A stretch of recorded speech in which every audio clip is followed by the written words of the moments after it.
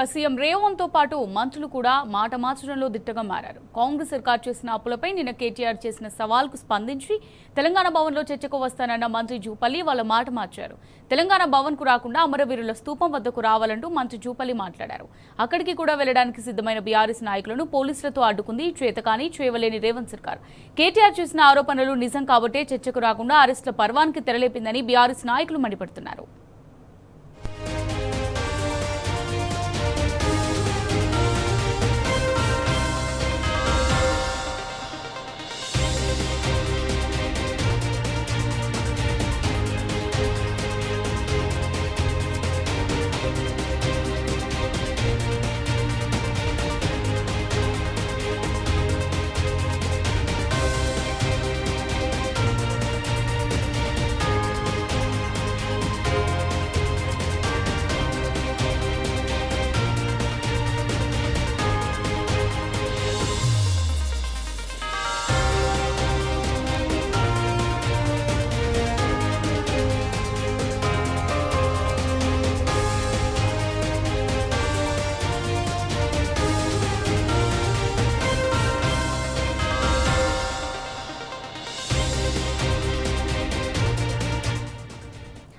దీనికి సంబంధించి మరిన్ని డీటెయిల్స్ మా రిపోర్టర్ ప్రదీప్ అందిస్తారు. ప్రదీప్,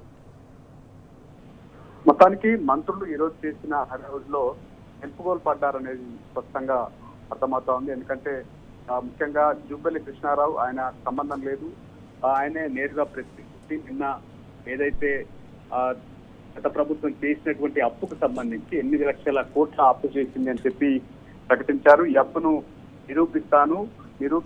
నిరూపించకపోతే నేను స్పీకర్ కు రాజీనామా చేస్తానని కూడా ఆయన ప్రకటించారు. నేరుగా అంటే ఈ రోజు 11 గంటలకు తెలంగాణ భవన్ కు వస్తాను, అక్కడే చర్చలకు సిద్ధమని చెప్పి ఆయన సవాల్ ఇచ్చారు. ఆ సవాల్ను స్వీకరించినటువంటి బీఆర్ఎస్ వర్కింగ్ ప్రెసిడెంట్ కేటీఆర్ తెలంగాణ భవన్ కు వచ్చి ఉన్నారు. ఆయన కోసం వెయిట్ చేశారు. ఆయనకు ఒక ప్రత్యేక కుర్చీ ఏర్పాటు చేసి అవసరమైతే సన్మానించేందుకు షాల్వా కూడా పెట్టుకున్నటువంటి పరిస్థితి అయితే ఉంది. మరోవైపు ఈ గురుకుల సెంటర్ల వ్యవహారంలో అవినీతి జరిగిందని చెప్పి బీఆర్ఎస్ ఆరోపిస్తూ వస్తా ఉంది.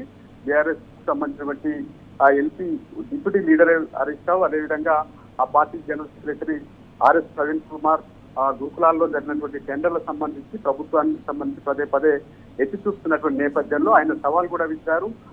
ఆర్ఎస్ ప్రవీణ్ కుమార్ ఏదైతే మంత్రులు అట్లూరు లక్ష్మణ్, పొన్నం ప్రభాకర్ కు సంబంధించి సంక్షేమ శాఖ మంత్రులకు ఆయన సవాల్ ఇచ్చారు.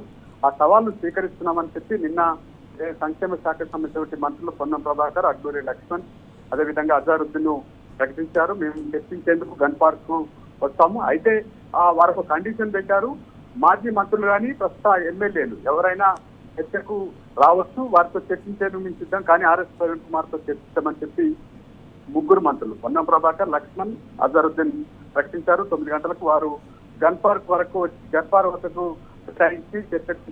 చర్చలకు రావాలని చెప్పి ఆయన వాళ్ళు సవాలు ఇచ్చినటువంటి నేపథ్యంలో ఆ సవాలు స్వీకరించినటువంటి హరీష్ రావు తెలంగాణ భవన్ నుంచి గన్ పార్క్ వెళ్లేందుకు సిద్ధమయ్యారు.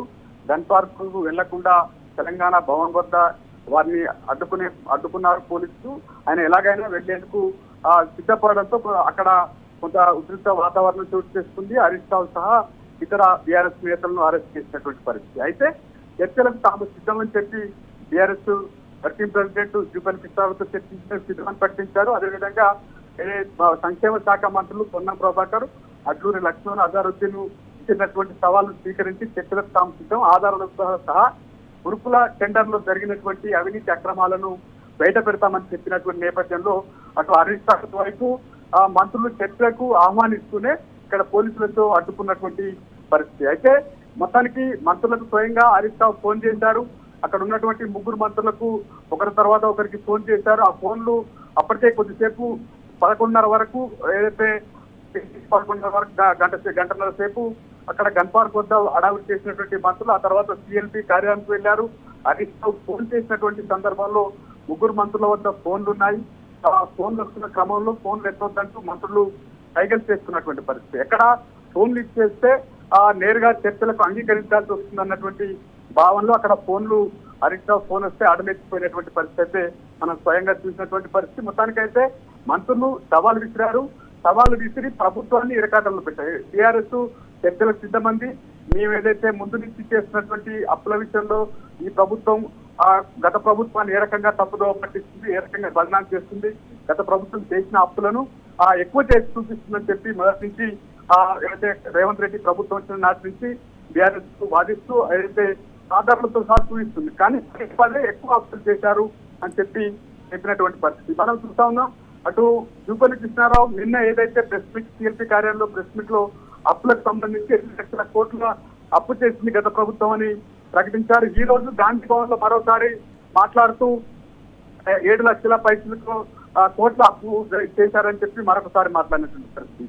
జూపల్లి కృష్ణారావు తానే తెలంగాణ భవన్ కు వస్తున్నారు, ఆ తర్వాత నేనైతే గన్ పార్క్ వస్తారని మరోసారి చెప్పారు. తర్వాత కేసీఆర్ రావాలి, కేటీఆర్ వద్దని చెప్పినటువంటి మొత్తానికైతే సవాలు విసిరి తోకముట్టారన్నటువంటి భావన ఉంది. మొత్తానికి ఈ 4 మంత్రులు 2 ఎపిసోడ్లు, ఒకటి గత ప్రభుత్వం చేసినటువంటి అప్పులకు సంబంధించినటువంటి అంశం కావచ్చు, రెండోది గురుకుల టెండర్లో అవినీతికి సంబంధించిన అంశాలకు సంబంధించి ఈ 4 మంత్రులు ఇచ్చినటువంటి సవాళ్ళు అయితే అయ్యాయి అనేది ప్రధానంగా జరుగుతున్నటువంటి చర్చ. ఎందుకంటే వీళ్ళు సవాలు విసిరి సెల్ఫ్ గోల్ డక్అవుట్ అయ్యారనేటువంటి భావన అక్కడ ఉన్నటువంటి కాంగ్రెస్ శ్రేణులే చెప్తున్నటువంటి పరిస్థితి. ఈ వ్యవహారం మొత్తం ప్రభుత్వాన్ని ఇరకాటంలో పడేసినట్టు. ఎందుకంటే వ్యూహం లేదు లేదా సబ్జెక్ట్ లేకపోవడం వల్ల ఈ రకమైనటువంటి వాతావరణం ఏదైతే బీఆర్ఎస్ సవాల్ విసిరి ఏదైతే వారు కౌంటర్ అటాక్ గట్టిగా చేయడంతో వీళ్ళు కొంత విలవిల్లాడినటువంటి పరిస్థితి.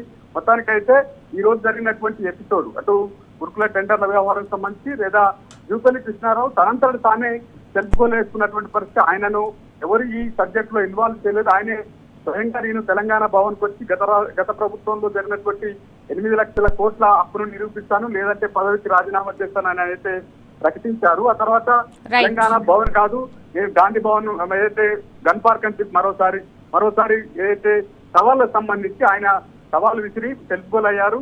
మొత్తానికైతే ఈ వ్యవహారం సంబంధించి మొత్తం ప్రభుత్వానికి బూమరాంగ్ అయిందన్నటువంటి చర్చ అయితే ప్రధానంగా జరుగుతున్నటువంటి పరిస్థితి. Right, thank you Pradeep.